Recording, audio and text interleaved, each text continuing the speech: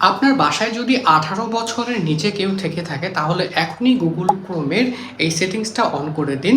এই সেটিংসের উপকারিতাটা কি সেটা আমি আপনাদেরকে ভিডিও শেষে বলে দিচ্ছি। তার আগে চলুন আপনাদেরকে সেটিংসটা অন করে দেখাই। প্রথমে Google Chrome ব্রাউজারটিকে ওপেন করে নিয়ে উপরে থাকা 3 ডট মেনুতে ট্যাপ করে দিবেন। এরপর এখান থেকে সেটিংস অপশনে ট্যাপ করবেন। আপনাকে চলে আসতে হবে প্রাইভেসি অ্যান্ড সিকিউরিটি অপশনে।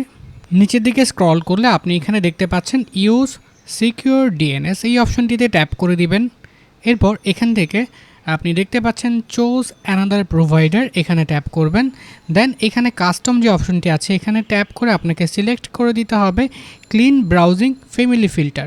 এই অপশনটা যখনই অন করে দিবেন এরপর থেকে আপনার এই ক্রোম ব্রাউজারটা দিয়ে কেউ কোনো ধরনের অ্যাডাল্ট ওয়েবসাইট বা প্রাপ্তবয়স্কদের জন্য যে ধরনের ওয়েবসাইট বা কন্টেন্ট আছে এগুলো কিন্তু আর দেখতে পাবে না। সো ভিডিওটা কিন্তু খুবই গুরুত্বপূর্ণ, এখনই শেয়ার করে দিন।